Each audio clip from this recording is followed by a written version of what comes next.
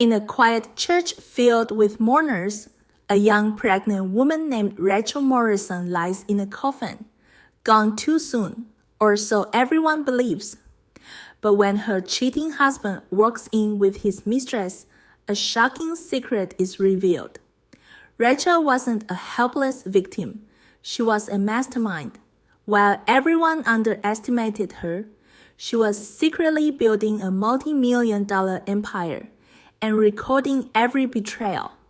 And at her own funeral, she left behind one final video, one that would expose every lie and deliver the ultimate revenge. This story reminds us, never underestimate the power of someone who chooses silence. Sometimes, silence isn't weakness, it's preparation for the strongest comeback. If this story surprised you, please support the channel with one like and one share so we can keep bringing you more powerful stories like this.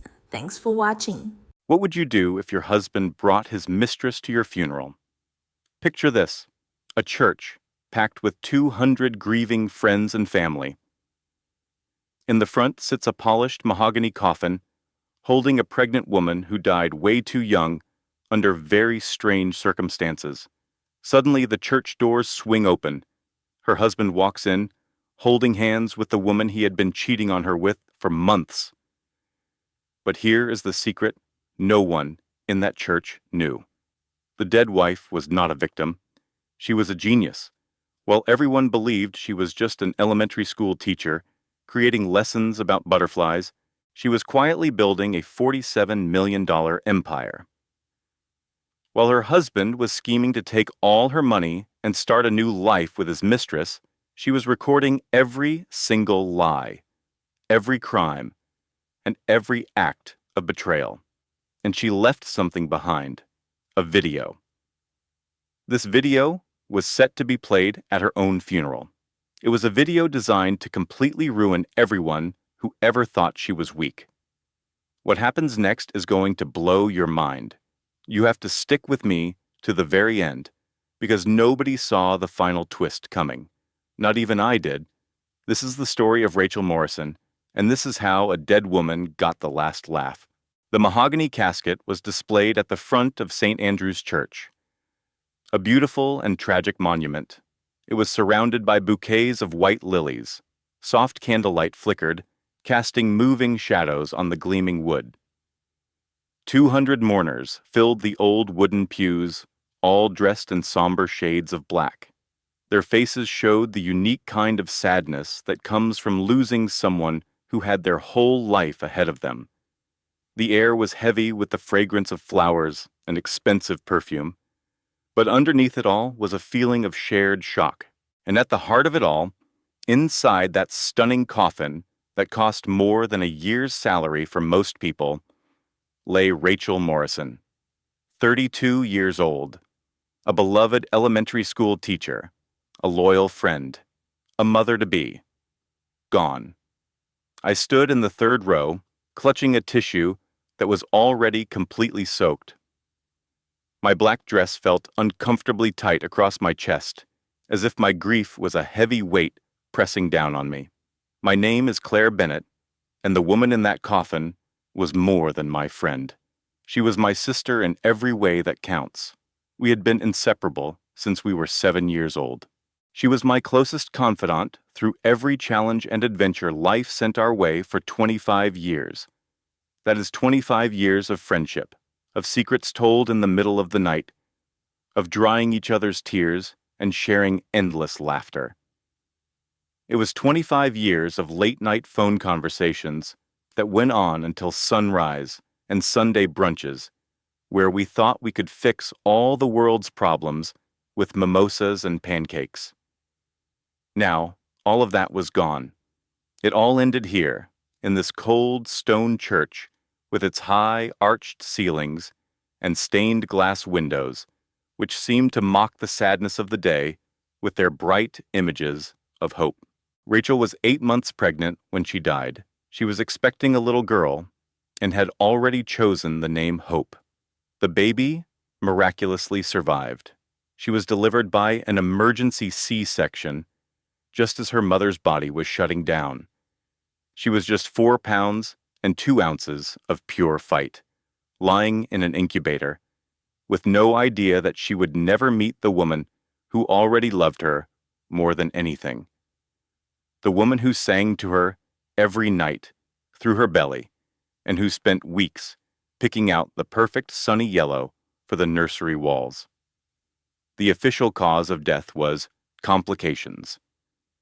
The doctors used phrases like an unexpected infection. They said it was a rapid organ failure and an unprecedented decline. They would just shake their heads and say in low voices that sometimes these things just happen. They said that modern medicine doesn't have all the answers and that they did everything they could. But I knew something the doctors did not. I knew Rachel had been perfectly healthy throughout her entire pregnancy. I knew she had that special glow that only expectant mothers have. I knew she was strong and full of life, planning for a future that should have lasted for many, many years. And I knew, with a certainty that felt like a cold, heavy stone in my stomach, that there was something terribly wrong with how fast her health had failed. The priest was speaking. His voice was a calm, practiced drone of comfort and Bible verses that floated over the crowd.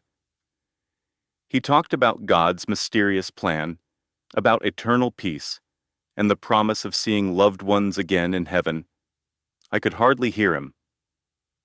My gaze was locked on the coffin, on the arrangement of white roses lying on its lid, and on the framed picture next to it. It showed Rachel looking her absolute best. She was smiling directly at the camera, with one hand gently resting on her pregnant stomach.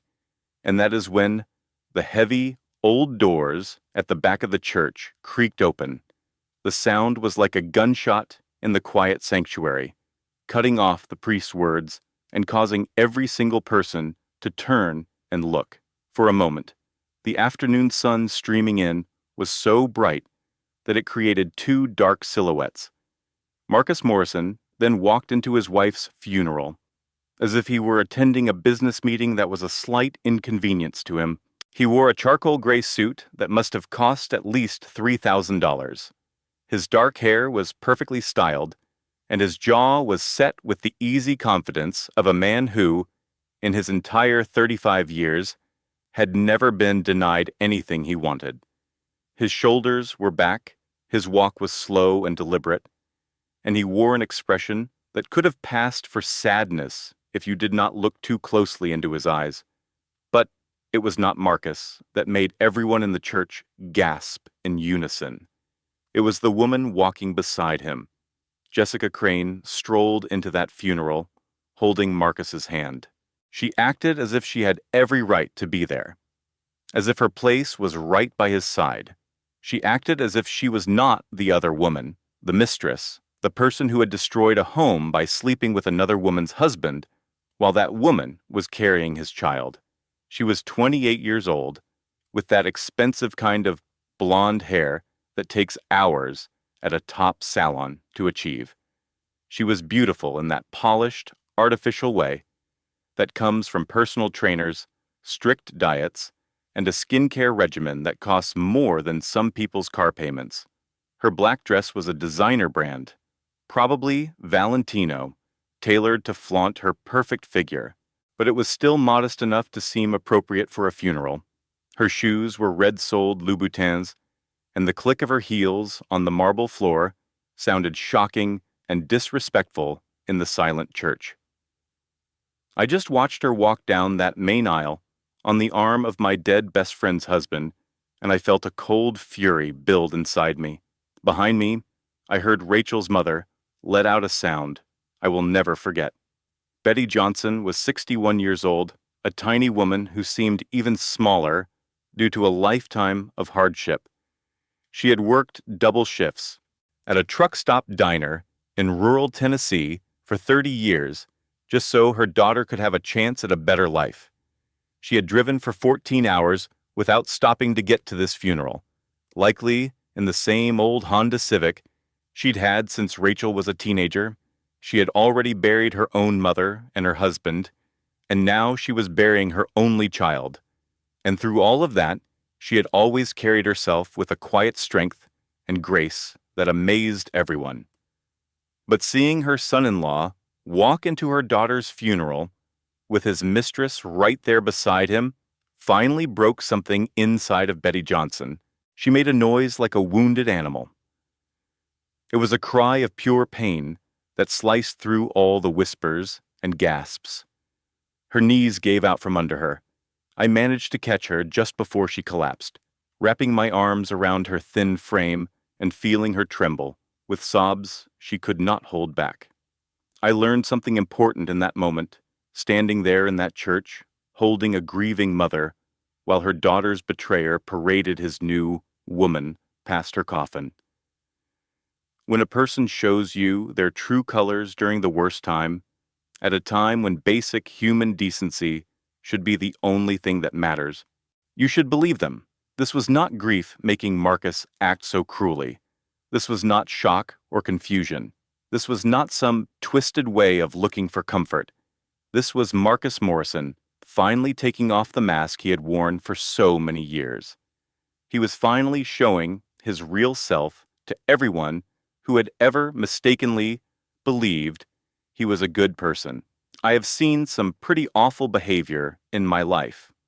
I have watched people completely fall apart under pressure. But I have never, ever seen someone do it while wearing a $3,000 suit at his own pregnant wife's funeral. With his mistress on his arm and a slight smirk playing on his lips, Marcus led Jessica right to the front row of the church. He took her to the seats that were reserved for the immediate family, to the places of honor right in front of the coffin that held the woman he had sworn to love until death. He sat down without even looking at Betty, without a single glance at the woman who had raised the wife he had just lost.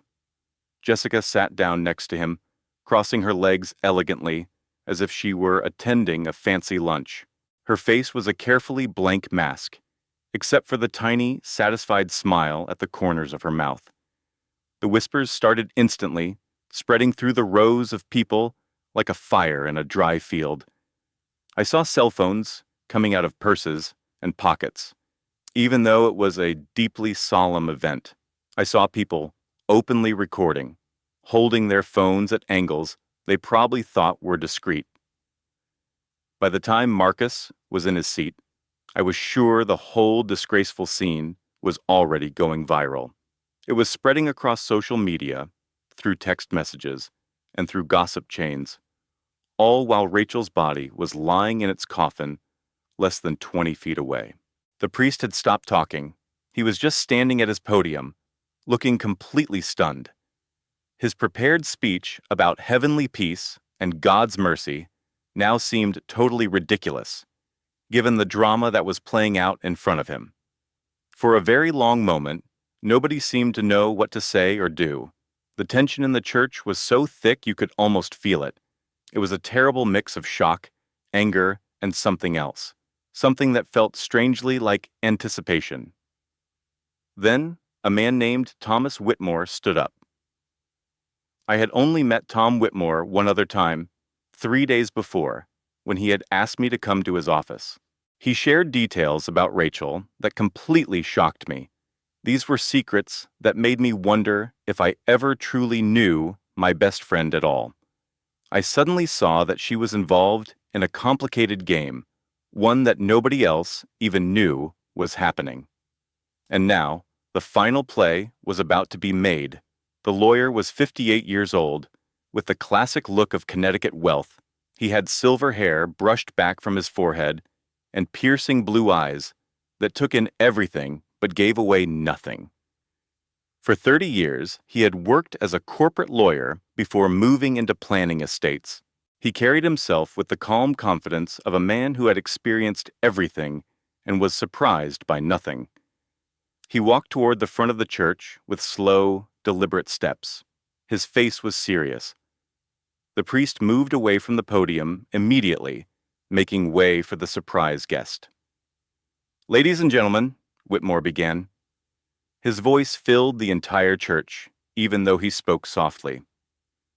Something in his voice commanded attention. People sat up taller in their seats. The quiet talking stopped completely. Even Marcus finally looked up from his phone. For the first time since he had arrived, a flicker of worry crossed Marcus's face.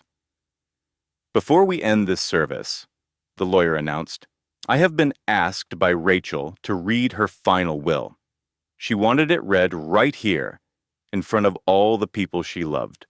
He paused, his eyes scanning the crowd. His gaze stopped directly on Marcus and Jessica in the front pew. His next words were spoken quietly, but they landed with the force of a punch. "And in front of everyone who betrayed her." Marcus's self-assured stance faltered just slightly. Beside him, Jessica gripped his arm, her perfectly polished nails digging into his sleeve. Her knuckles turned white.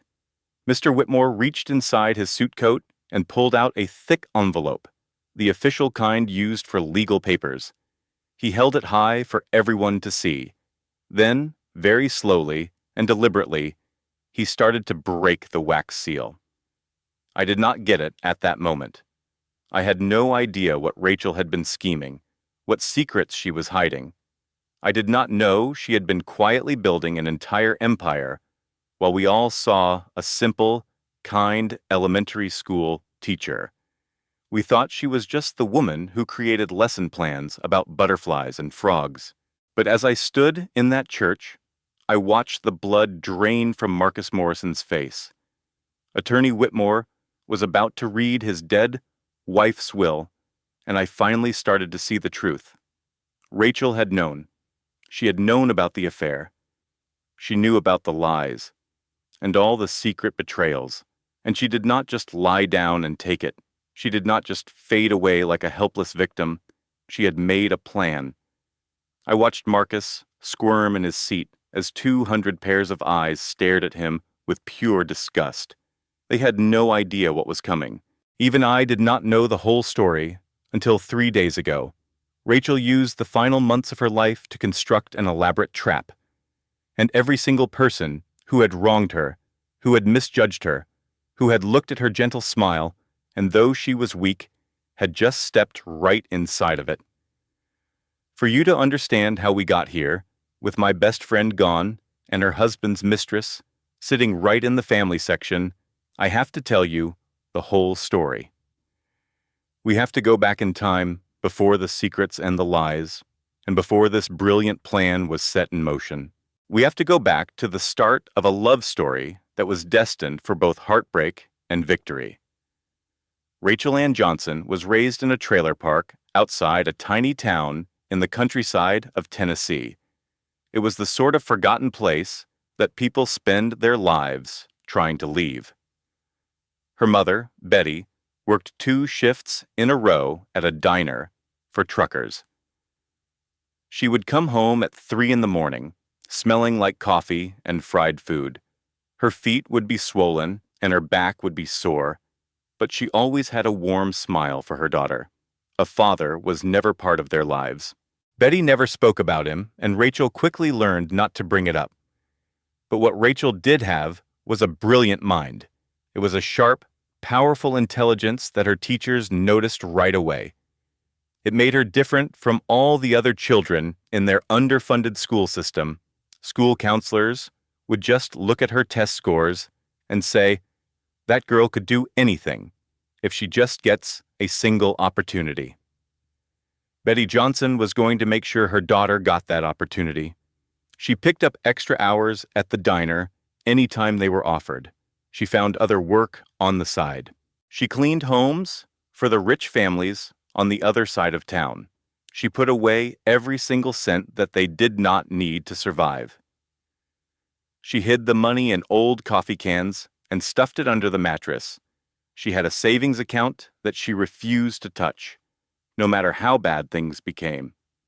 When Rachel was 17, she was awarded a complete scholarship to the University of Virginia. She burst into tears when the letter came. Betty cried right along with her. They stood together in the kitchen of that small trailer, holding her daughter's future. All those years of hard work had finally paid off.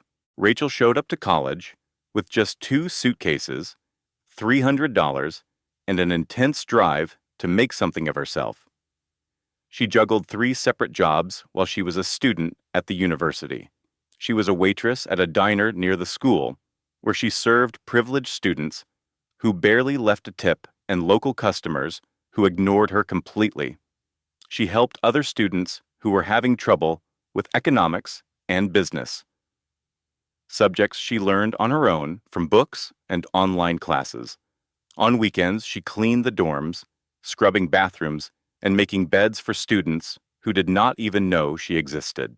And yet, she kept a perfect 4.0 grade point average. And yet, she was on the dean's list every single semester. And yet, she graduated with high honors, earning the admiration of all her professors. It was there that she met Marcus Morrison.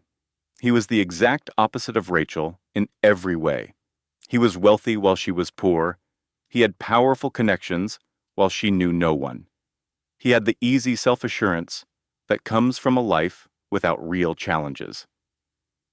His family had been rich for many generations, with old Connecticut money from stocks, inherited properties, and the powerful friendships made at exclusive clubs. His world was one of country clubs and parties on yachts. Marcus was failing his economics course, and Rachel was assigned to be his tutor. He arrived 20 minutes late to their first meeting. He was wearing a shirt that cost more than all of Rachel's clothes combined. He looked at her as if she were an employee. She should have left immediately. Now that I know the whole story, I can see all the red flags that Rachel either did not see or decided to overlook. He was so casually arrogant. He acted as though his time was much more important than hers. I remember how he glanced at her laptop, her clothes, and her shoes. You could almost see him adding up her value and deciding she was not worth much. But Marcus Morrison was very successful, and he knew how to understand people. He noticed something special in Rachel during that first session. Perhaps it was her brilliant mind. Perhaps it was her simple beauty, the kind that glowed without fancy clothes or makeup. Or perhaps it was something more calculating. Maybe he saw a woman who had battled for everything she had, and he probably thought she would be thankful for any attention he decided to give her. So he changed his approach completely. He began arriving for their meetings on time. He started bringing her coffee, and he even remembered just how she liked it. He asked her about her life, her background, and her hopes for the future, and he appeared to listen with real curiosity. He chased after her without giving up. He would appear at the diner where she worked and order a coffee he never drank just so he could watch her. He had flowers delivered to her small apartment. These were enormous bouquets that clearly cost a great deal of money. He also wrote her letters that were unexpectedly thoughtful for a young man who had been given everything his entire life. At first, Rachel tried to keep her distance. She was a smart woman. She understood that they were from completely different social classes. She knew his family would never approve of a waitress's daughter. She believed that fairy tales were not real, and that happy endings were for people who never had to stress about money. But Marcus was determined, and he was charming. He knew exactly the right things to say to her. "I will never be like them," he promised her one evening, after she finally explained why she was so hesitant. "I am not like those wealthy kids who judge everyone else. That is just not me, Rachel. I love you because of who you are, not in spite of it. Where you came from makes no difference to me." And she fell for it. She truly believed him. 5 years after that, they were married at his family's country club in Greenwich, Connecticut. I was her maid of honor. I stood right next to my best friend, wearing a dress that I had found on a clearance rack, and fixed myself. I watched her face light up with a pure happiness that made me so incredibly happy for her. Did you know that Rachel created her own wedding dress? She designed the entire thing and then spent 6 months sewing it, all by hand. She did it because Diana Morrison, Marcus's mother, would not buy a dress for someone she called the help. Someone from a trailer park does not get to wear a designer gown, Diana had sneered. She had no idea I was nearby and heard every single hateful word. You can put perfume on it, she added, but it is still just trash. I should have told Rachel right then. I have replayed that moment in my head 1,000 times. I always wonder if things might have turned out differently if I had only said something. But she was just so joyful that day. She stood at the altar in the beautiful dress she made herself, with flowers woven into her hair. She was marrying a man she loved completely. I just could not find the courage to ruin her happiness. Perhaps that makes me a coward. Or maybe it means I share some of the blame for what happened later. I have spent years thinking about it, and I still do not have an answer. The wedding was a perfect mix of beautiful and awful. It was beautiful because Rachel was absolutely glowing. The location was breathtaking, and for a little while, it felt like love could truly overcome the fact that they came from two completely different worlds. But it was awful because I had to watch Diana Morrison, his mother, glide around the room. She whispered venom into every listening ear, making sure they all understood what she really thought about her new daughter-in-law. I heard Diana tell a woman dripping in diamonds, "Give it 5 years."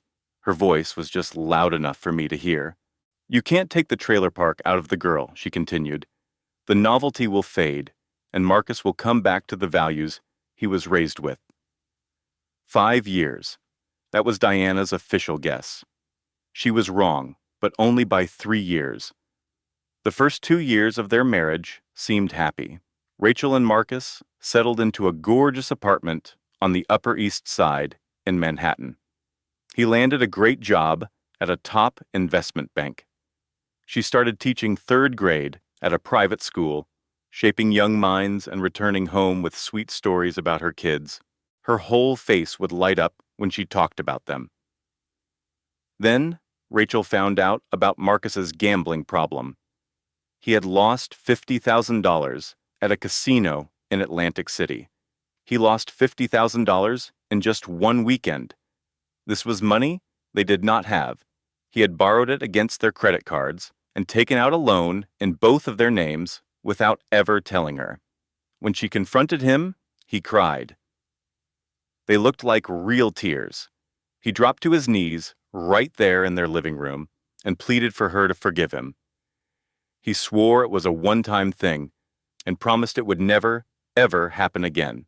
He said all the things people say when they are caught, desperate, and not truly ready to change. Rachel used her entire inheritance to pay off his debts. Her grandmother had been a housekeeper for 50 years, scrubbing floors and cleaning toilets for rich families who likely never bothered to learn her name. When she passed away, she left Rachel exactly $50,000. It was every single penny she had saved over a lifetime of hard work. Rachel gave all of it to Marcus. She did not hesitate or hold it against him because she loved him and she believed in their marriage. She thought that this is what a good wife was supposed to do. I told her she was out of her mind. We were at my apartment in Queens, drinking wine from coffee mugs because I had recently broken all my wine glasses. I looked her straight in the eye and said something I remember perfectly. "Rachel, the only thing you should be gambling on is whether he remembers your anniversary, not your retirement, not your grandmother's life savings, and not your whole financial future." She just laughed and told me I worried too much. Ew. She insisted that Marcus had learned his lesson. She said that every marriage has its challenges, and this was just one of theirs. I really wanted to believe her. Around this time, Rachel began what she called her little hobby. She had been making her own teaching materials for her classroom. She designed lesson plans, worksheets, and fun activities that her students really enjoyed. A coworker suggested she try selling them online through a website called Teachers Pay Teachers, and later on, Etsy. Rachel said it was just for fun, maybe to make a little extra money for a vacation. Marcus thought it was a complete joke. He walked in one day while Rachel was on her laptop, designing a new lesson about butterflies. He looked over her shoulder and smirked. When Rachel told me about it later, it made me want to punch him. "That is adorable, honey," he had said to her.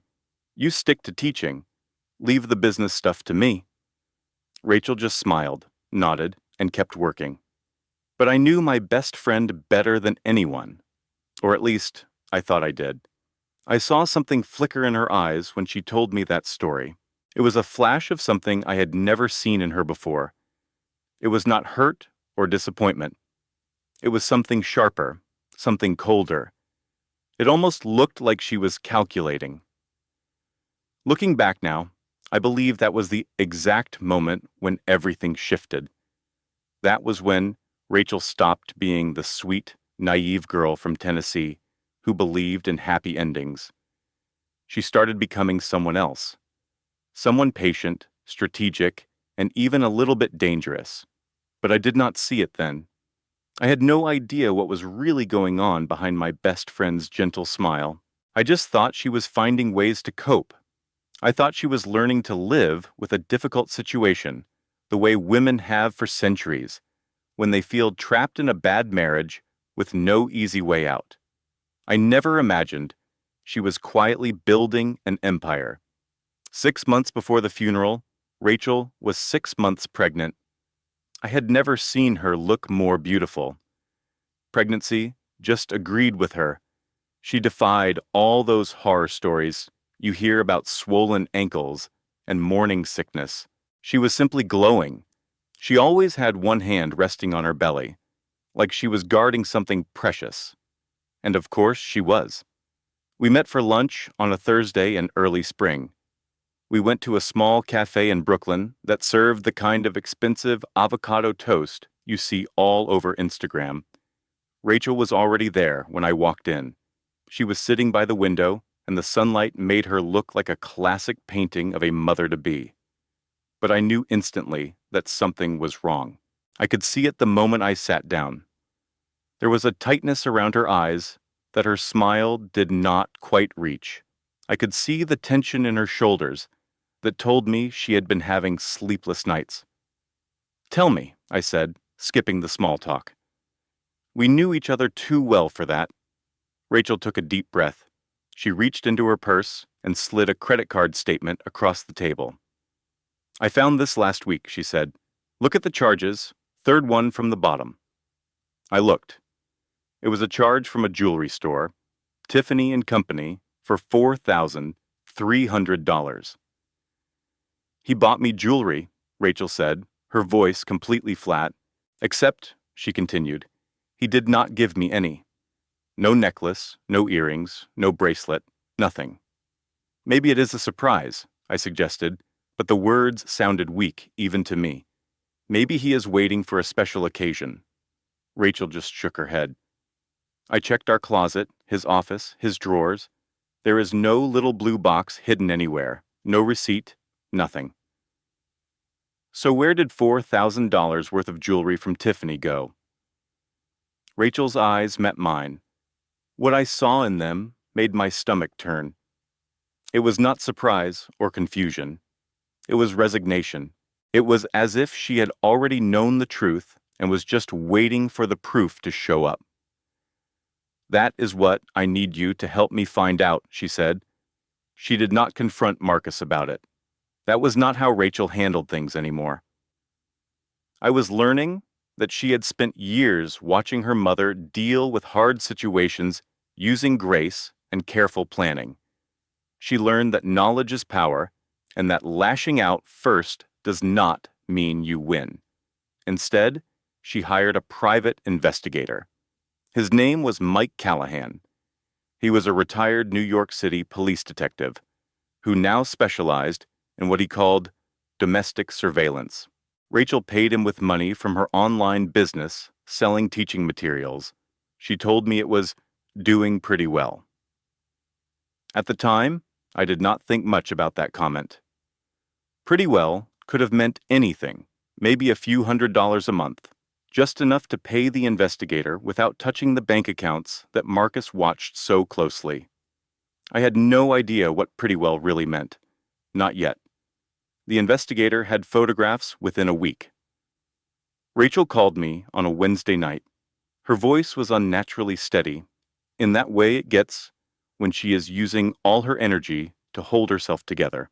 "Can you come over?" she asked. "Marcus is working late. I need you to see this." I rode the subway to her beautiful apartment on the Upper East Side. It was the kind of place with high ceilings that I had always been a little jealous of. Rachel opened the door with red, swollen eyes.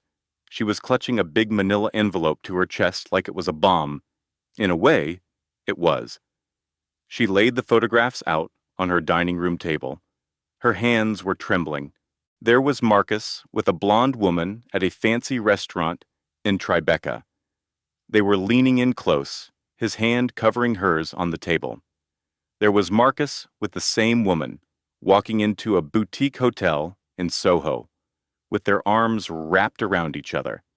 And there was Marcus with her on a beach. The photo was tagged at Martha's Vineyard. They were walking hand in hand by the water, looking like a couple on their honeymoon.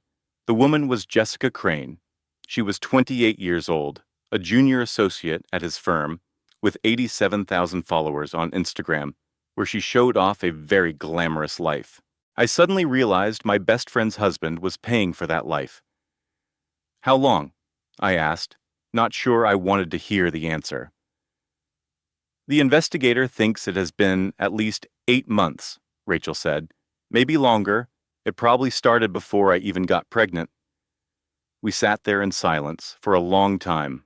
The photos were spread between us like evidence at a crime scene, and I guess they were. "What are you going to do?" I finally asked. Rachel's jaw tightened. "I am going to think. I am going to plan. And then I am going to make sure that when I finally act," she said, looking at the pictures, "I am ready for anything that happens next." She waited another full week before she confronted him. She used that time to get ready, though I had no idea just how much she was preparing, or what for. When she finally brought it up, they were in the kitchen of their beautiful apartment. Rachel was perfectly calm. She held the photos in her hand and asked him one simple question. "How long has this been going on?" Marcus did not even try to deny it. He did not say he was sorry, and he definitely did not fall on his knees and beg her to forgive him. He did not apologize like he had when she found out about his gambling. Instead, he chose to attack. "You have been boring since you got pregnant," he said, and every single word felt like a physical blow. "All you ever talk about is the baby. Nursery colors, pediatricians, what kind of stroller to buy. It is exhausting, Rachel. I come home from a long day at work, and I need a partner I can actually talk to about something other than your pregnancy symptoms." Rachel just stood there, 6 months pregnant, with one hand instinctively shielding her belly, taking in every cruel word. "Jessica understands the pressure I am under." Marcus just kept going. "She appreciates what I do for a living.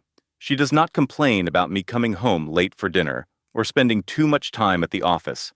She is supportive. She is exciting. She is everything you used to be before you became this incubator." An incubator. He called his pregnant wife an incubator, as casually as someone might talk about the weather. But Marcus was not done. It felt like this cruelty had been building up for years, held back by some thin layer of decency he used to have. Now it was all pouring out like venom from a broken bottle. "And what are you going to do about it anyway? Leave me? With what money? You have nothing, Rachel. Absolutely nothing without me." His voice dripped with contempt. "That little teacher's salary you earn would not even cover the rent for a tiny studio apartment in this city. And your little craft business, selling lesson plans? Please, that is a hobby, not an income." He took a step closer, towering over her, using his height to intimidate her. Your mother was a waitress in a truck stop diner, and you are exactly like her. A nobody. A charity case I rescued. I took you out of that trailer park and gave you a life you could never have dreamed of on your own. Everything you have and everything you are is because of me. His voice dropped to a whisper, which was somehow more terrifying than if he had been yelling. If you even think about divorcing me, I will destroy you. I will take this apartment. I will take our bank accounts. And I will take the baby. My family has the best lawyers in New York City. Lawyers that have been working for my family since before you were even born. Your family has nothing. No money, no connections, and no power. You will waste years fighting me in court, and when it is all over, you will have lost everything. You will be right back where you started, he hissed. Broke, alone, living in some miserable apartment, and seeing our daughter on the weekends, if you are lucky. Is that what you want? Is that the life you want for our child? Rachel did not say a word. She could not. Her voice was gone, stolen by the sheer shock of his cruelty. It was the sudden realization that the man she had married, the man she had loved and sacrificed for, had never really existed at all. After he left for his evening with Jessica, she drove to a parking garage on Fifth Avenue. She sat alone in her car for 2 hours and just cried. She cried until there were no tears left, until her eyes were swollen shut and her throat was raw. Her hands ached from gripping the steering wheel so tightly. She called me from that parking garage, sobbing so hard I could barely make out her words. My first instinct was to drive straight to Manhattan, to hold her and tell her that everything was going to be okay, but she would not let me. She said she needed to think. She said she needed to figure out what to do next. And I learned something very important that day, something that has stayed with me ever since. When a man tells you that you are nothing without him, he is not making a threat. He is making a confession. He is telling you his own greatest fear. It is the secret that keeps him awake at night, the one truth he cannot stand to face. He is terrified that you will one day realize that he is the one who is nothing without you. He knows that all his power, his money, and his connections mean nothing if you decide to walk away. He has built his entire sense of self on keeping you small, because if you ever stood up to your full height, everyone would see him for the pathetic, insecure little man he truly is. After those 2 hours in the parking garage, Rachel wiped away her tears. She took out her phone and dialed a number I had never seen before. "Tom," she said, and her voice was steady now. It was cold in a way that sent a shiver down my spine when she told me about it later. "It is Rachel. I think it is time. Put everything in motion." That was the moment I learned the truth about my best friend. It was a secret she had been hiding for 6 long years, building a new reality in silence, while the rest of us only saw a sweet teacher who sold worksheets about butterflies. Her business selling teaching materials was not just a hobby. It was not something that paid for a nice dinner or a weekend trip. It was a $47 million company called Edu Spark Digital.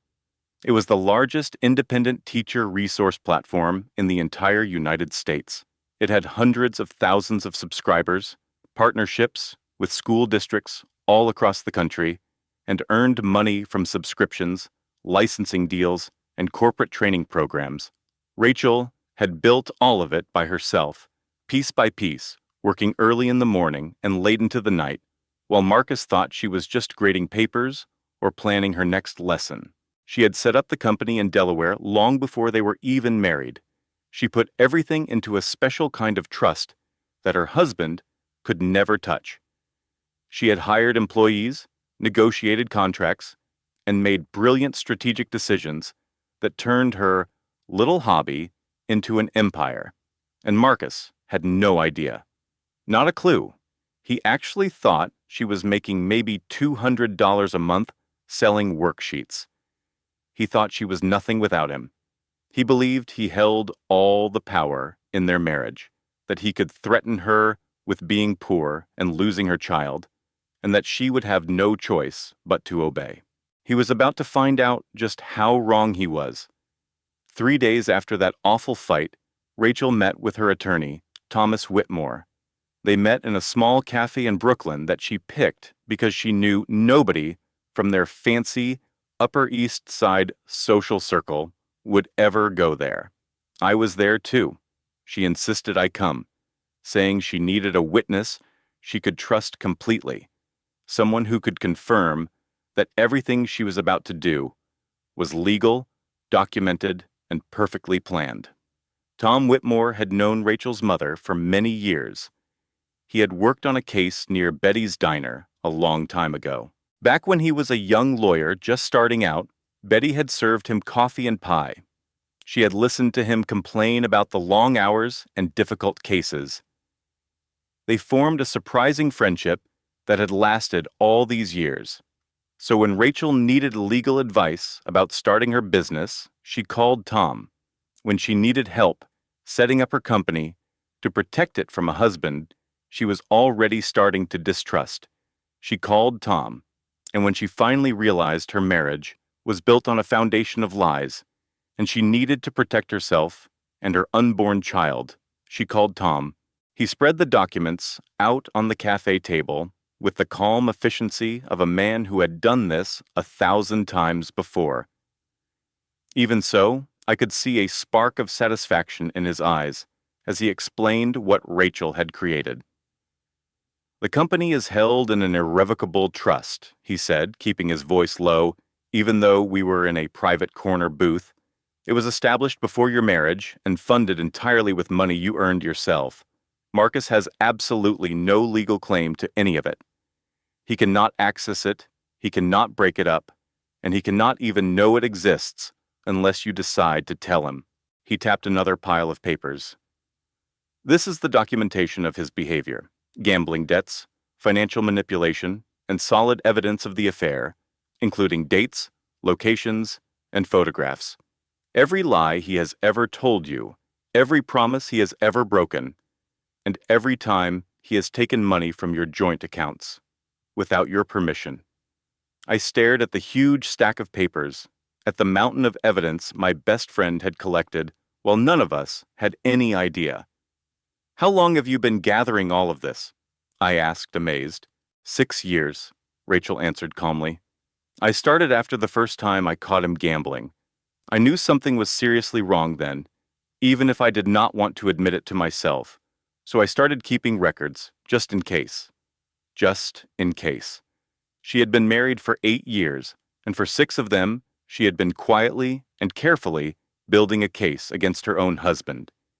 She was planning for a day she hoped would never arrive, but she was far too smart not to prepare for it. So, what happens now? I asked. Now, we wait, Tom said. Rachel needs to have the baby safely. We have to make sure the child's interests are completely protected before we make a single move, he continued. And we need to be certain that when we do act, Marcus has no escape route, no hidden money, no legal tricks, and no way to turn this around and blame Rachel. Rachel nodded, her hand resting on her pregnant belly. And there is something else I found out, she said. Something that changes everything. She then told us about the Costa Rica plan. Marcus was getting ready to empty their joint bank accounts right after the baby was born. He had already bought plane tickets for himself and Jessica.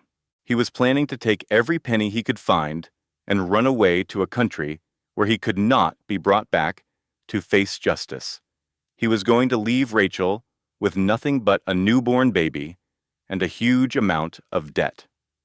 He has been moving money slowly for months, Rachel said, small amounts that would not set off any alarms at the bank.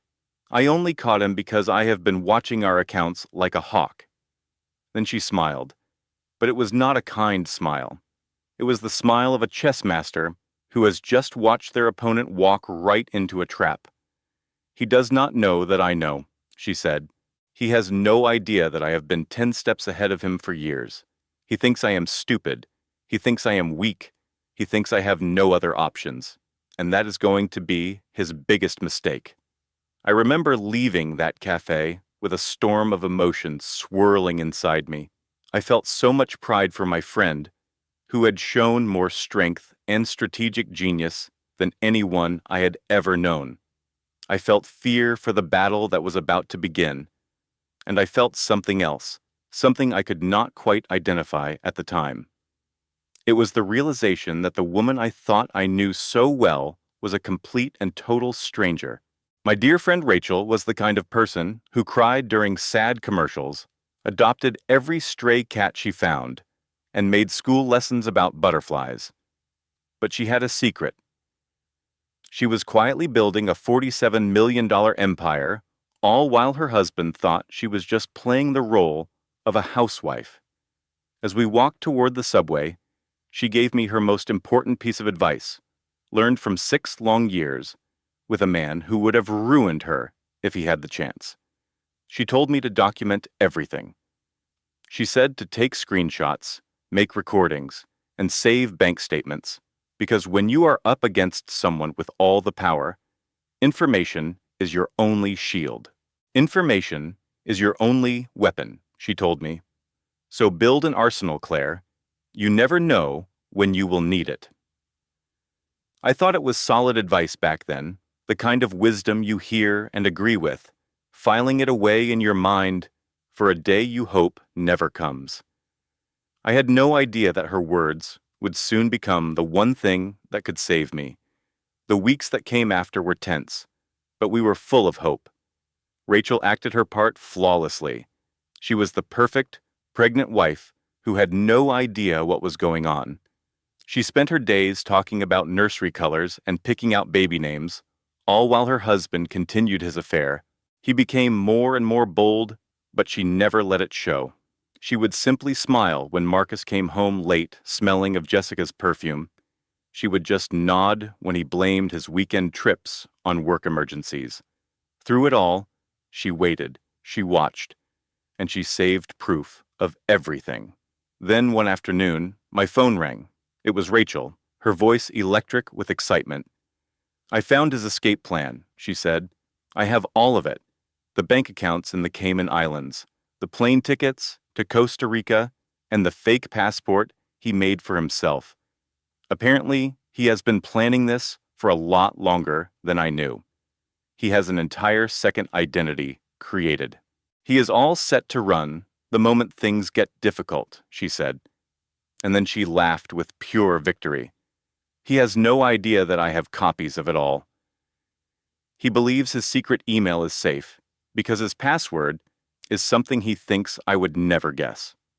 What he does not know is that I installed a key logger program on his laptop 3 years ago. I was shocked. Goodness, Rachel, was all I could say. I know, she said, sounding almost giddy with relief. It sounds crazy, Claire, but you need to understand. I have been with this man for 8 years. I know exactly what he can do, and I decided from the very start that if things went wrong, I needed an insurance policy. I asked her, "So what are you going to do with all this proof?" She said, "Nothing, not yet. I am going to wait for Hope to be born. Once she is safe and healthy in my arms, then I am going to burn his entire world to the ground." That was the first time she had mentioned the baby's name to me. Hope. She was naming her little girl Hope. In that moment, despite all the darkness, I really believed that everything was going to turn out fine. I thought Rachel had prepared for every possibility, and that she was going to win. I should have known better. I should have remembered that life does not always follow the plan. Even the most carefully made plans can fall to pieces when faced with something you could never have seen coming. But I did not know what was on the horizon. None of us did. 3 horrible events happened in just 2 weeks, one right after the other, like dominoes falling in a pattern designed by cruelty. Each event was a disaster by itself, but together, they destroyed nearly everything Rachel had built. The first catastrophe happened without any warning. Rachel was at Jefferson Elementary School, speaking to a classroom full of parents. It was a normal conference about the children's reading skills. She was in the middle of explaining how much one of her struggling students had improved when she felt a sudden, sharp pain in her stomach. It was followed by a gush of warmth down her legs. She looked down and saw blood spreading on the classroom floor. The next few hours were a blur of sirens, hospital hallways, and doctors speaking in serious tones. They had to perform an emergency cesarean section. At 32 weeks, the baby was far too early. The placenta had detached, and if they did not operate right away, they would lose both of them. Hope Morrison was born at 4:15 in the afternoon on a rainy Thursday in September. She was 4 pounds and 2 ounces of pure fighting spirit. She was immediately taken to the neonatal intensive care unit, where tubes and monitors would keep her alive, while her tiny body learned to do all the things it was not yet ready for. Rachel barely survived the surgery. She lost a dangerous amount of blood, and her blood pressure fell so low that her doctors were not sure she would last through the night. But she did. She pulled through because Rachel was never a quitter. She had far too much left to do to give up. She woke up in a hospital bed 3 days later, feeling as weak as a kitten. Her body ached with pain and exhaustion. The first thing she asked for was hope. The second thing she asked for was her phone. She could not put her plan into action from a hospital bed. She could not meet with her lawyer, Tom Whitmore, or keep an eye on Marcus's bank accounts, or prepare the legal papers that would keep her daughter safe. Every day that she spent recovering was another day that Marcus might find out what she was doing. He might find a way to turn the tables on her. He might escape to Costa Rica before she could do anything to stop him. I visited her every single day. I brought her magazines she did not read and smoothies she was too weak to drink. I watched her get more and more worried as her body refused to heal on her schedule. She was supposed to be strong at that moment. Instead, she was trapped in a hospital bed, depending on doctors, nurses, and a husband who rarely visited and never stayed for long. That was the first catastrophe. It was the loss of time, of strength, and of control. The second one came 3 days later, in the form of a visitor Rachel never expected. Diana Morrison arrived at the hospital with a bouquet of flowers and a cashmere blanket for the baby. She was dressed with a kind of casual wealth that probably cost more than my entire monthly paycheck. She kissed Rachel's cheek with lips that had never known real affection, and she sat in the chair next to the bed like someone who planned to stay. "I came to help," Diana said. Her voice was as sweet as antifreeze. "Marcus is so busy with work, and you need someone to look after you while you get better. We are family, after all." Rachel was too weak to argue with her. She was too tired to see the way Diana's eyes darted toward her phone on the bedside table or toward her laptop in the bag by the window.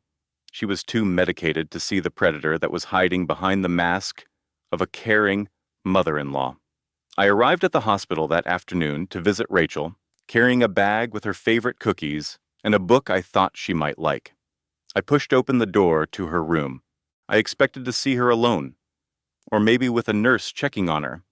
Instead, I found Diana Morrison bent over Rachel's bedside table. She had Rachel's phone in her hands and was scrolling through something on the screen with intense focus. Rachel was asleep, and the machines beside her bed beeped steadily, giving her medicine that kept her sedated while she healed. She had no idea what was happening just 3 feet away from her. "Diana," I said, and my voice came out sharp enough to cut glass.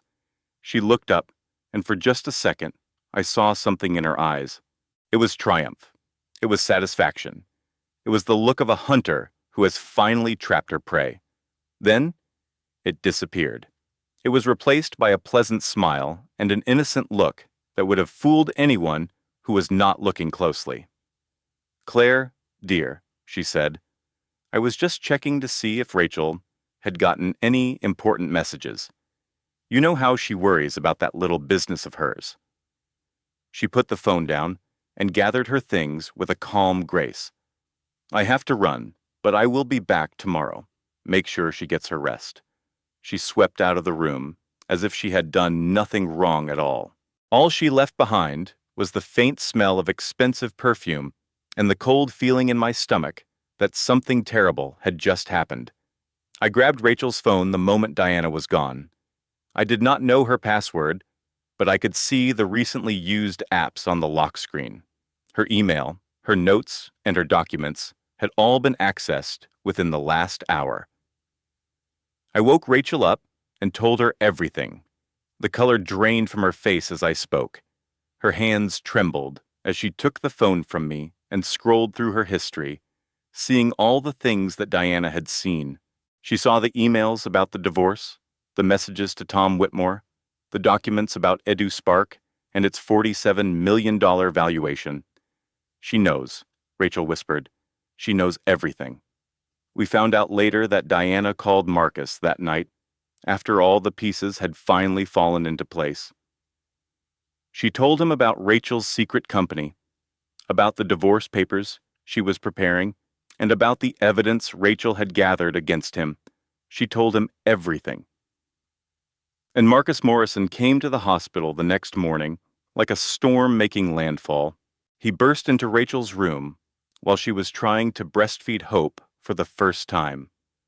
Her body was still weak, and her mind was still foggy from medication. The baby was not latching right, and Rachel had been crying in frustration. And then suddenly her husband was there, looming over her bed with fury in his eyes. "You think you can leave me?"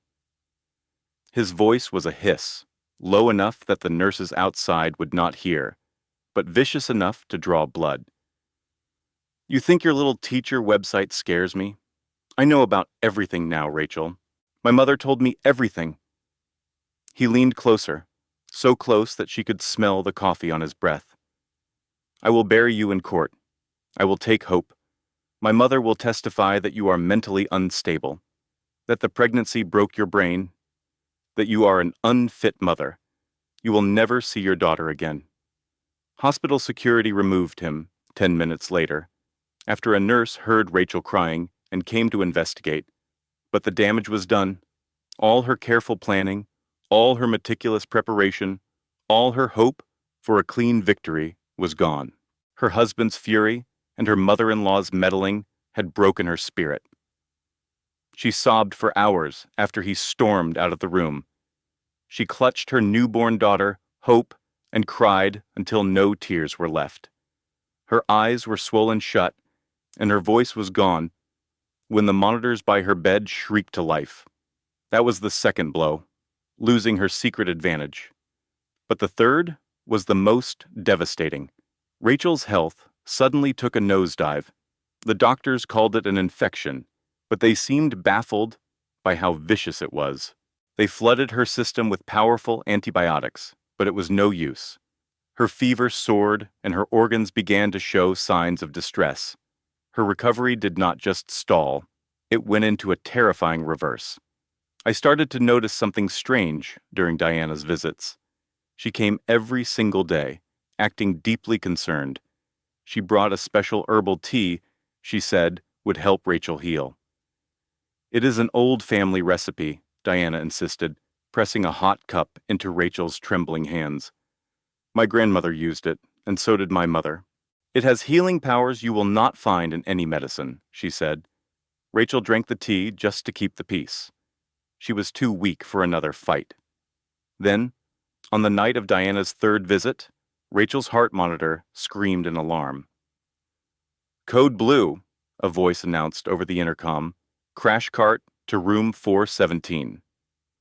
I had been dozing in a hard plastic chair in the waiting room, refusing to leave the hospital. When I heard the room number, a cold terror gripped me. I knew it was Rachel. I raced to her room and pressed my face against the glass. I watched in horror as doctors and nurses swarmed her bed. Her heart had stopped. Her organs were shutting down.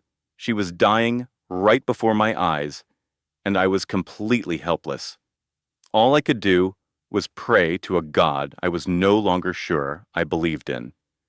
They brought her back from the edge twice. The second time, they were not sure she would make it. But she did. She always fought back.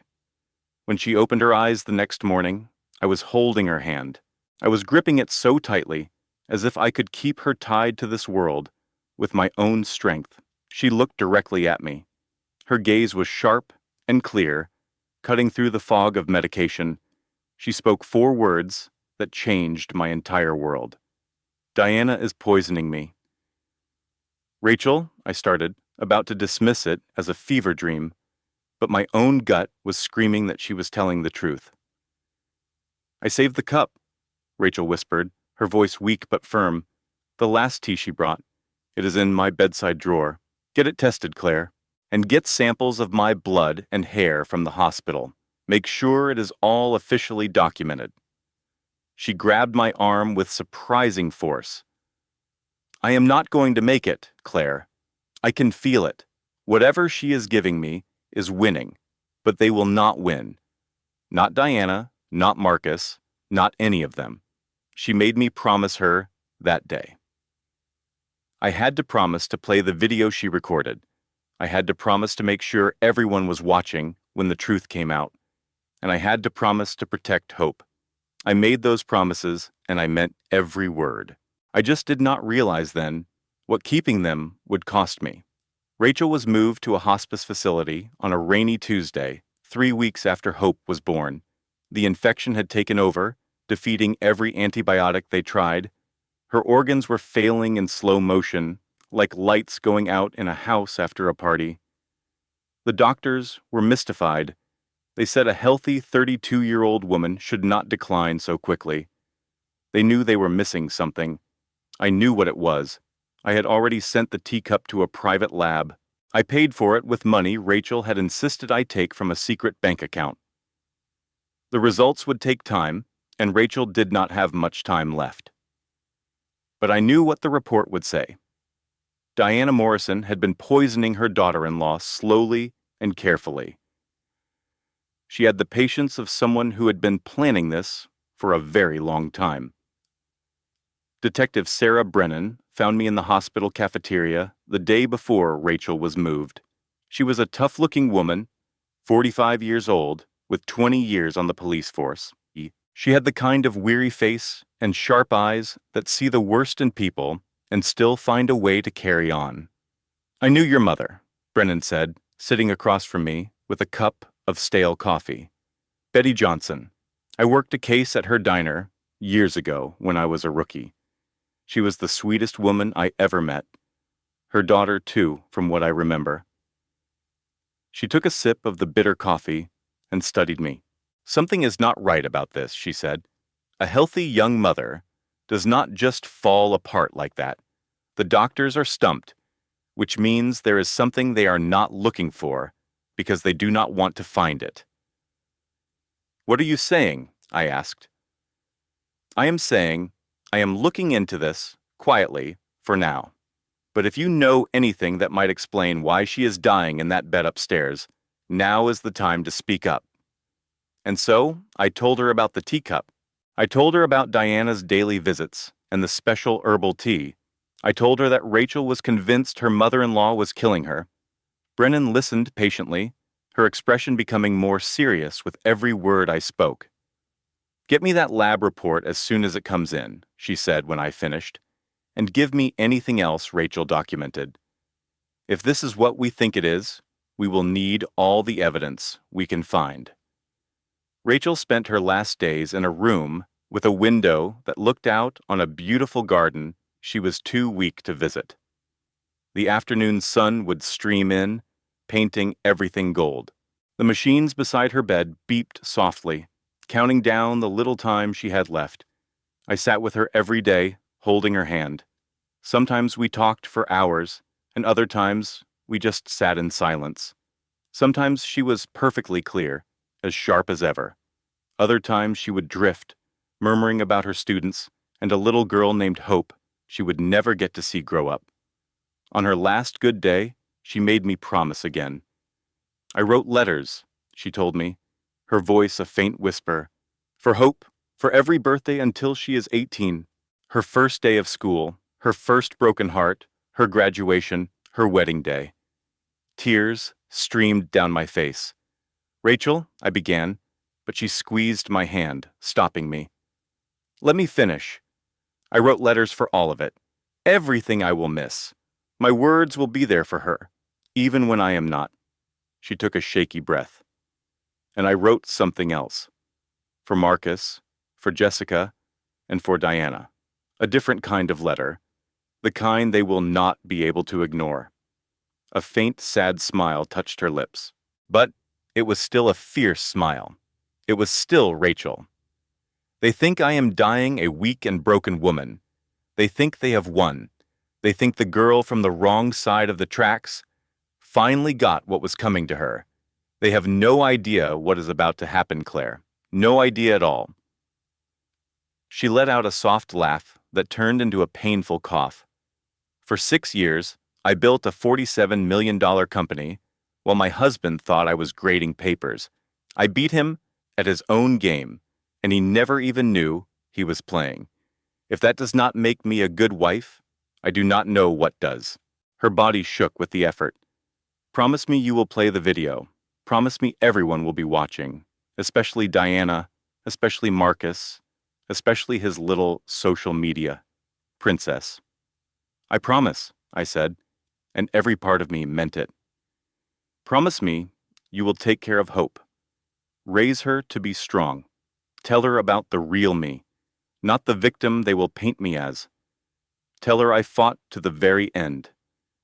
I promise. Promise me you will finish what I started. My lawyer, Tom Whitmore, has a folder in his office. It is labeled Phase 2. If Marcus ever threatens Hope, if he ever tries to touch what is hers, you open that folder and you destroy him.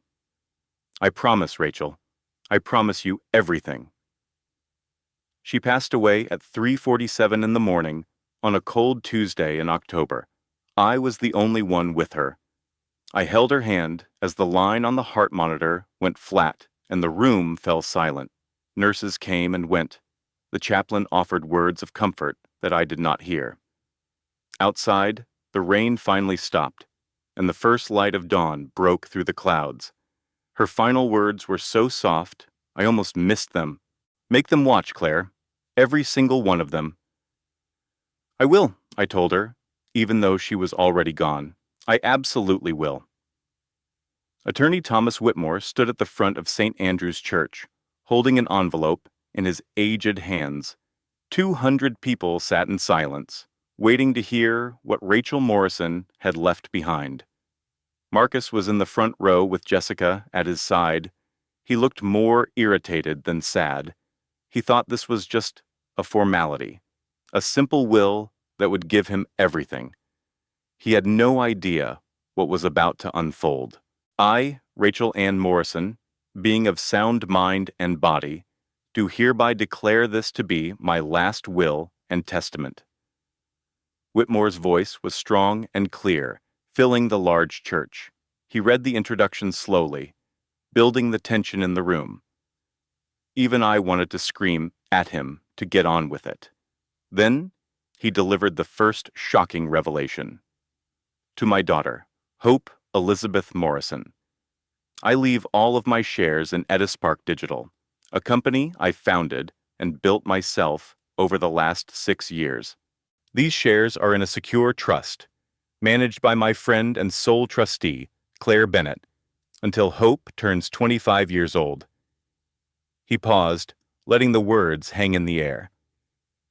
At the time of her death, EduSpark Digital was valued at $47 million. Projections show it will be worth $80 million in 2 years. A gasp swept through the church. Marcus, who had been staring at his shoes, snapped his head up. His expression twisted from boredom to confusion and then to raw fear. That is impossible, he said. His voice was loud enough for everyone to hear. She made lesson plans. She earned maybe $200 a month. Mr. Whitmore, the attorney, looked at him with the weary contempt of a teacher dealing with a particularly slow student. Mrs. Morrison was the founder and chief executive officer of EduSpark Digital, the largest independent teacher resource platform in the United States. The company was started before your marriage and was held in a trust that legally separated it from all marital assets. You were not told about it because Mrs. Morrison chose not to tell you. Diana Morrison, Marcus's mother, leaped to her feet. This is fraud. She concealed assets from her husband. That is illegal. It is entirely legal, Mr. Whitmore replied, his voice calm. The company was established before the marriage. Its growth was funded by its own revenue, not by shared funds. I have 6 years of documentation proving Mrs. Morrison built this company by herself, with no financial help from Mr. Morrison. Perhaps you should sit down, Mrs. Morrison. Diana remained standing, shaking with rage, until Marcus physically pulled her back down to her seat. Marcus tried to regain his composure. I watched him straighten his expensive tie and force his face into a calm mask. Fine, he said, with a wave of his hand. Whatever. As Hope's father, I will manage her trust until she is an adult. The money remains in the family. Mr. Whitmore didn't even blink. I am not done, Mr. Morrison, and I believe the next item will correct your assumption about parental rights. He pushed a button on a small remote. A large screen smoothly descended from the ceiling behind the coffin. Rachel's face appeared, filmed from her hospice bed just a few days before she died. She looked terribly frail, thin and pale, with dark hollows under her eyes. Her body was clearly failing her, but her eyes were bright, fierce, and almost playful, in a way that made my heart ache with both sadness and immense pride. Hello, Marcus. Her voice, though weak, was perfectly clear over the speakers. Jessica, Diana, if you are watching this, then I am gone, and I bet you are feeling pretty good about yourselves right now. She paused, letting the silence stretch. Shocked about the money, I am sure, but you assume you will sort it out. You think you will get control of Hope? Get your hands on the trust? Find some loophole your expensive lawyers missed? You think you have won because you always think you win. People like you cannot even imagine a world where someone like me is 10 steps ahead of you. She paused again, a small smile forming that made my skin crawl. You have absolutely no idea what is coming, so I suggest you sit down, stay quiet, and listen carefully. Class is now in session. As the video continued to play, the confident worlds of Marcus, Jessica, and Diana began to crumble, brick by brick. Jessica, Rachel said, turning her attention, I want to thank you. I know that sounds strange, but please hear me out. When I first discovered your affair with my husband, I was destroyed. I cried for 3 days straight. I thought my entire life was over, that everything I had built was torn down by a 28-year-old social media influencer who couldn't keep her hands to herself. She paused, and her smile turned sharp as glass. But then, I got angry. And after that, I got smart. And when I started to investigate Marcus's secrets, I mean really investigate, I found something fascinating about my own life, something I had never even thought to look into before. Documents suddenly filled the screen behind her. They were official DNA test results, complete with lab letterheads and clinical charts. Marcus, Hope is not your daughter.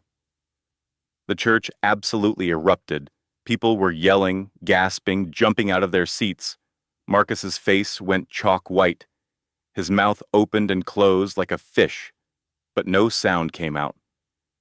I had an affair, too, Rachel's voice continued, a calm center in the storm of chaos. It was one time, 3 years ago, right after I found out about your first big gambling loss. The one you swore was a one-time thing. I met someone at an education conference who treated me with respect, who saw me as a person, not a possession or a charity project. He actually listened when I spoke instead of just waiting for his turn to talk. On the screen, she gave a small shrug. I am not proud of it. I was raised to believe marriage vows were sacred, but I am not sorry for it either. The DNA test is attached to my will. It has been witnessed and notarized. You have no biological link to Hope, no parental rights, and no legal claim to custody. Her biological father will be contacted by my lawyer. The choice to be in her life will be his, and my daughter's alone. Marcus looked like he was going to throw up right there in the pew. Jessica had gone completely still beside him, the color draining from her expertly made-up face. Now, Diana, my dear mother-in-law. Diana flinched as if she had been slapped. Her perfect composure cracked, revealing something truly ugly. Detective Brennan, Rachel said, I know you are here. I had my lawyer personally invite you. I watched as Detective Brennan began moving through the crowd, her badge already visible. Her face had the professional calm of someone who had been waiting for this exact moment. I believe Diana Morrison has been poisoning me, Rachel continued. The herbal tea she brought me every single day in the hospital, I saved the last cup. It is currently being held as evidence by Attorney Whitmore, with a fully documented chain of custody. Diana tried to stand, to push her way to the aisle, but Brennan was already there, blocking her path with effortless skill. I also saved samples of my own blood and hair from the hospital, Rachel's voice added. Also documented, also evidence. The lab results should be back any day now. I have a feeling they will show high levels of thallium, a heavy metal that perfectly mimics the symptoms of a natural illness, and it is almost impossible to find without very specific tests. Diana's voice rose to a screech. This is absurd. She was paranoid. The pregnancy affected her mind. I never poisoned anyone. On the screen, Rachel smiled as if she had heard this very defense in her head. Diana will probably say I was mentally unstable, paranoid, and delusional. But I was a straight-A student. I was a national merit scholar. I built a $47 million company while everyone around me thought I was making arts and crafts. Does that sound like someone who has lost her grip on reality? The third bomb dropped, hitting the room like a shockwave. Marcus, let's talk about your job. Specifically, the $2.3 million in gambling debts you owe to some very dangerous people, and the money you have been stealing from your own law firm, Morrison and Associates, to cover those debts. A stream of documents flashed on the screen. Bank records, wire transfers, betting slips. It was a perfect paper trail that led through shell companies and offshore accounts, all of it flawlessly organized. I have sent copies of everything to the SEC, the FBI, the IRS, and your firm's internal ethics board. By Monday morning, you will no longer have a license to practice law. By Friday, you will most likely be in handcuffs. And those men in Atlantic City, the ones who have been waiting so patiently for their money, they will be very interested to hear that you have no way to pay them back. Marcus was visibly shaking now, sweat shining on his forehead. His expensive $3,000 suit suddenly looked like a cheap costume. But Rachel was not done yet. Oh, and Jessica, one last thing for you, sweetheart. Jessica, who had been trying to inch away from Marcus, froze in place. I know you have been selling Marcus's insider trading secrets to Greg Holloway, his biggest business rival. I have the emails, the Venmo payments, and the text messages where you called Marcus, and I quote, a useful idiot who is too arrogant to notice he is being played. The screen showed the text conversation. Jessica's face just collapsed. Marcus, your mistress has been systematically destroying your career from the inside, while you were busy destroying me. She has been working for your enemy the entire time, feeding him every single piece of information you were foolish enough to share. You thought she loved you. She thought you were a stepping stone to a better life. I suppose that makes you two a perfect match. Marcus whipped his head around to face Jessica, his eyes burning with a murderous rage. You were working for Greg? Jessica's composure finally shattered. Marcus, I can explain. It was not like that. I was just protecting myself for when things went bad. You were selling my information? I could go to prison because of you. Oh, that is just perfect. Jessica's voice climbed to a shriek. You are the one who stole from your firm. You are the one with massive gambling debts. I just made sure I would be okay when you finally crashed and burned. They screamed at each other in the front row of the church as 200 people watched and dozens of cell phones recorded every ugly word. My best friend's funeral had turned into the most shocking reality show anyone had ever seen. Never underestimate a quiet woman, Rachel's voice said from the screen, cutting through the noise. Still waters do not just run deep. Sometimes they are hiding a tsunami, and sometimes that tsunami has spent 6 long years learning exactly where all the cracks are in the foundation.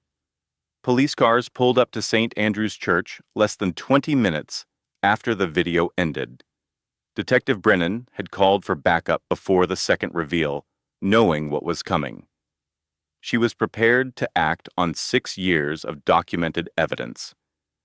Diana Morrison was led from the church in handcuffs, her screams about her family's important name echoing off the high stone ceilings. Her powerful lawyers and her high society connections were useless now. None of it mattered.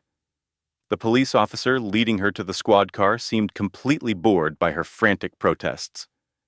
I have rights, Diana screamed. I want my lawyer. This is slander. That woman was crazy. I never poisoned anyone. But the lab results came back just 2 days later. They found thallium, exactly as Rachel had suspected.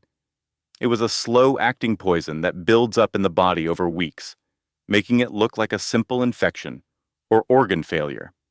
Diana had been giving it to her daughter-in-law for a long time.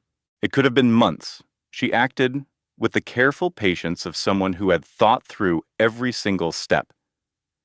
Diana would now spend the rest of her life behind bars. Meanwhile, before Marcus could even leave the church, federal agents served him with subpoenas. The SEC, the FBI, the IRS, they were all after him.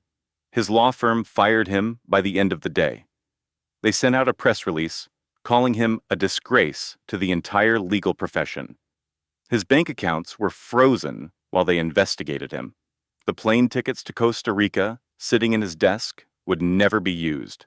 3 days after that, the loan sharks came looking for their money. Marcus was denied bail because he was a flight risk. He was safe inside a federal jail cell when 2 very large men showed up at his empty apartment. They were looking for the money he owed them. They left angry, but they were not the kind of men who forget. Jessica Crane was arrested on 17 counts, including insider trading and helping to commit financial crimes. Her mugshot went viral within hours. You could see her smeared mascara, tangled hair, and the wrinkled designer dress she wore in the holding cell. Her Instagram followers dropped from 87,000 to less than 8,000. It happened overnight. The comments online were vicious. This is what happens when you trade your morals for a married man. Another one said, imagine losing everything for a guy who was already losing it all. She really thought she was the star of the show, someone wrote. Plot twist. She was the warning. I watched all of this happen from a distance, feeling a strange mix of victory and pain. Rachel had won. She had outsmarted every single person who had ever looked down on her. And she did it all after she was gone. But she was still gone. No amount of justice in the world could bring her back. 2 weeks after the funeral, Greg Holloway reached out to me through attorney Whitmore. When we met, he was very nervous. He kept fidgeting with his coffee cup, which was not what I expected from the ruthless businessman Marcus had described. He was 40 years old, successful, and dressed in a way that suggested wealth without shouting about it. but it was his eyes that really got my attention. They were kind and sincere, and they were filled with a sadness that looked just like my own. "I loved her," he said softly. "Rachel, we only had 3 months together. But I loved her," he continued. "She was the most incredible woman I had ever met. She was smart and strong and funny, and she had no idea just how special she was." He looked down at his hands. She did not want to leave Marcus at first. She really thought she could fix their marriage, that she could save it. She kept saying she had made a commitment, that she had to try everything before she walked away. By the time she finally realized the marriage could not be saved, she was pregnant. And that is when everything started to fall apart. He then showed me a photograph. It was Rachel, on a beach somewhere. She was laughing into the camera, with her hair blowing in the wind. She looked happier in that picture than I had seen her look in years, maybe ever. "I did not know about hope," Greg said. "Not until the funeral, the DNA test. Rachel never told me she was pregnant with my child. I think she was trying to protect me. Or maybe she was trying to protect herself. She knew Marcus would destroy her if he ever found out." He looked up at me, and his eyes were wet with tears. "I want to be a part of Hope's life. I want to help raise her. I want to give her everything Rachel would have wanted for her. This is not about the money, or the inheritance, or any of that. It is because she is my daughter," he said, "and loving her is the only way I have left to love her mother." I sat there and studied him from across the table. This was the man Rachel had chosen, even if it was just for a short time, even if it was a secret. I could see what she must have seen in him. He had a kindness and an honesty that was real, especially in a world full of men like Marcus Morrison. "Hope needs a father," I said at last. "She needs someone who will love her for who she is, not for what she can give them. Can you be that person for her?" "Yes," he said, without any hesitation at all. "I can. I will. I promise you, Claire. I promise Rachel." We spent the next few weeks working out an arrangement. We agreed on joint custody. I would be Hope's legal guardian, and Greg would be her official biological father. He immediately set up trusts and college funds, everything a child could possibly need. But he did more than that. He showed up. Every single day, he was there. He learned how to change diapers, how to prepare bottles, and how to sing the lullabies that helped Hope fall asleep. He was there because he wanted to be there, not because he was forced to be. That was the moment I finally let myself believe that things might actually turn out okay. A whole year passed. The seasons changed, the leaves fell from the trees and grew back again. Life kept moving forward, even when the grief made each step feel like an impossible task. I passed the bar exam on my very first try. I was a licensed attorney now. Rachel had inspired me and given me a sense of purpose I had never had before. The trust paid me a salary to be Hope's guardian. It was enough that I could finally stop worrying about paying rent. I could start building the future Rachel would have wanted for us. Hope was doing great. She was a happy and healthy 1-year-old who had Rachel's eyes and Greg's easy smile. She laughed at absolutely everything. She reached for everything she saw. She lived every moment with a simple kind of joy that reminded me why Rachel had fought so hard to protect her. My own daughter, Lily, who was now 9 years old, had named herself as Hope's official big sister. She would read bedtime stories and help with her bath time. She told everyone she met that her baby sister was the smartest, prettiest, and most wonderful baby in the whole wide world. Greg had moved to New York just to be close to us. He rented an apartment 2 floors up in my building, which was close enough for him to be part of Hope's daily life. But it was not so close that he crowded the strange, new family we were building together. Greg and I were not in a romantic relationship. We were something different and maybe even stronger. We were partners in the most important project either one of us would ever have. Edgewood Park, Rachel's company, continued to grow. It was now worth $80 million, and they projected it would be worth $100 million within the year. Rachel had personally chosen the new CEO. She left detailed instructions for the company's future and created a foundation that would pay for scholarships for the children of single mothers. It would last for generations to come. She called it the Betty Johnson Scholarship Fund, in honor of the woman who had worked her entire life so that her own daughter could have chances she never did. Betty herself was now living in a comfortable house in Tennessee, which was paid for by the trust. She had finally retired from the diner. She finally stopped working double shifts. She finally had time to work in her garden and to video chat with her granddaughter every Sunday afternoon. Hope's first birthday party was small, but it was perfect. Pink balloons filled my apartment, a homemade banner that read, "Happy First Birthday," in uneven letters hung on the wall, thanks to Lily's crafting skills. The guests were few, but they were the most important people: Lily, Greg, Betty, and Tom Whitmore. They were the people who had loved Rachel and who would now love her daughter instead. As everyone gathered around, I rolled a small television into the living room. Rachel left videos for Hope, I explained. There is one for every important moment: her first birthday, her first day of school, her first heartbreak, graduation, her wedding day. She asked me to play them. The room became completely silent. Rachel's face appeared on the screen. She was in her hospice bed, but she had put on some lipstick and had done something with her hair. She had made an effort to look like herself, even as her body was failing her. You could see the medical equipment behind her, the tubes and the monitors that were part of her final days, but she had arranged the camera to hide most of it.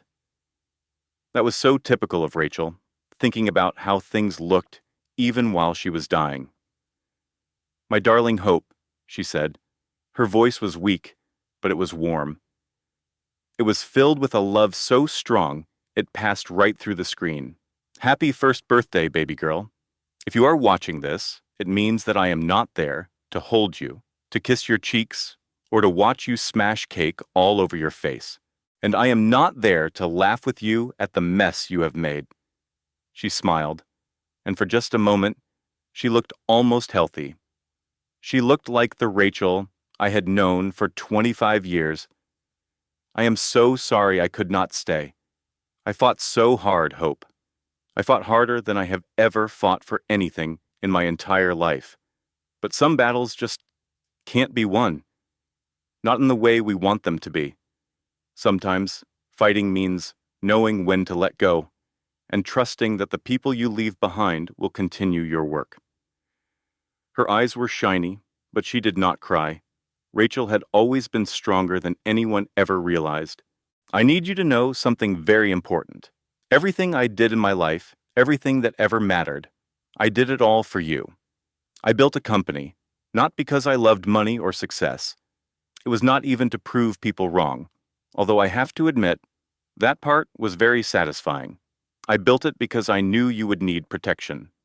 I knew there would be people in this world who would try to take what belongs to you. People who would look at you and only see something they could use. I wanted you to have armor. I wanted you to have resources and independence. I wanted you to never need anyone else to survive. So that when you choose to let people into your life," she continued, "it will be because you want them there, not because you have no other choice." She took a shaky breath. "Be brave, Hope.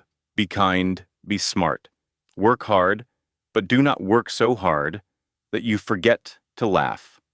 Love with all your heart, but not so much that you lose yourself. Stand up for people who cannot stand up for themselves. Question everything, especially the people who tell you not to ask questions. And Hope, one more thing. This is the most important thing I will ever tell you." Her eyes looked directly into the camera lens. Her eyes stared right through the camera, across time, and even death itself. She said, "Do not ever let anyone make you believe you are nothing without them. You are everything. You are my whole world. You are the daughter of Rachel Morrison. And that means you are more powerful than anyone realizes, including yourself. I will love you forever, no matter what happens, no matter how far apart we become. Happy birthday, my sweet girl." After the video stopped, tears were flowing in the room. Betty pressed a tissue to her face as her shoulders shook with sobs. Greg pulled Hope into a hug, his own face wet with tears. He whispered something softly, so low that none of us could make it out. Even Tom Whitmore, a man who I had only ever seen show a mild, professional curiosity, dabbed at his eyes with his handkerchief. Lily leaned against me, her arms tightly around my waist. "She is not actually gone, is she, Mommy?" she asked. "As long as Hope has those recordings, no, my dear," I replied, pulling her in closer. "She is not really gone at all." 3 days later, a letter appeared at my new law office. It had no return address, but the postmark was from the federal prison, where Marcus was waiting for his trial. I opened it with a calm and steady hand. Nothing he could say could harm me, or Rachel, or the new life we had pieced together from the wreckage of his deceit. The letter started, "Claire, this is not finished. My lawyers are looking into the DNA records. Something is not right, and once I prove that Hope is mine, I am coming to get custody. I am coming to get the trust. I am coming for every single thing Rachel took from me. See you in court, Marcus." I should have been terrified. A year before, a letter just like this would have thrown me into a complete panic. But I had used the last 12 months to learn how to think just like Rachel. I planned for every possibility, created a collection of information and papers, and prepared for this very day. I grabbed my phone. "Tom, it is Claire." He sent a letter. "Yes," he replied, threatening a custody battle. I know. Rachel was ready for this." I slid open my desk drawer. Inside was a thick file I had never laid eyes on, with a label in Rachel's neat writing, "Phase 2. If he makes a move for Hope, open only when absolutely needed." I tore the seal and started to look through documents, photos, and recordings. There was also a memory stick labeled "Insurance" and a handwritten letter from my best friend, written during the final weeks of her life. "Claire," it read, "if you are reading this, it means Marcus is still fighting. Some people just never change. They get knocked down, and they get right back up, and they continue to fight. Not because they think they will win, but because they do not know any other way to live. Phase 1 was the funeral, the big secrets, the arrest, and the public shame. I hoped that would have been enough. I hoped he would just disappear and let Hope live in peace. But I knew him, Claire. I knew him better than anybody. I knew him better than he knew himself. That is why I made a phase 2. He has absolutely no idea what I discovered during the 6 years I spent documenting his misdeeds. He does not know what I put away, what I kept in reserve, just for this moment. He thinks the funeral was the end. He thinks I revealed all my secrets. He is wrong. Finish him, Claire. Do it for me. Do it for Hope. Do it for every woman who has ever been told she is worthless by the very man who is tearing her down. Love always, Rachel. P.S. Tell Hope. Her mama says hello, and tell Marcus, checkmate. I smiled, the very same smile that Rachel had on her face in that hospital video. It was a smile that was confident, fierce, and ready. Rachel, I said quietly, you amazing, terrifying, incredible woman. How many other surprises did you prepare for me? I began to go through the file. It was filled with names, dates, and proof of offenses that made the secrets from the funeral seem like small matters. It was enough firepower to keep Marcus behind bars for many years, to demolish what was left of his name, and to guarantee that he would never be a danger to Hope or anyone else, ever again. Outside my office, the huge city spread out in every direction, filled with millions of people living their own personal stories. Somewhere in that federal prison, Marcus Morrison was likely feeling very pleased with himself about his threatening note. He was probably thinking he still had control, still had choices, and still had a chance. He was so wrong. Rachel had made certain of that. I picked up the phone to call Tom Whitmore, to set Phase 2 in motion, and to complete what my best friend had started. Justice is patient, I thought, recalling the words that appeared on the screen at the end of Rachel's funeral video. But she never forgets. Neither would I. And that is the story of how Rachel Morrison, a woman who was constantly misjudged, a woman they called names and boring, and a nobody without her husband, proved every one of them wrong from the other side. She taught us all a very valuable lesson that day. Never misjudge a quiet woman. Never believe that being silent means being weak. And never ever think that money and influence can shield you from the payback for your own cruelty. If this story touched you, if it made you upset, or gave you hope, or if it reminded you of your own inner power, I would love to hear from you. Please leave a comment below and tell me, what would you have done in Rachel's position? Would you have retaliated in the same way that she did? And if there is someone in your life who needs to hear this story today, someone who is feeling trapped or helpless, or as if they have no choices left, please share this with them. Sometimes, a story is the one thing a person needs to be reminded of their own power. Go ahead and hit that subscribe button and turn on notifications so you do not miss another story. Because here on our channel, we believe in fairness, we believe in karma, and we believe that the quiet ones are always the ones to watch out for. Thank you so much for listening until the very end. I will see you in the next story.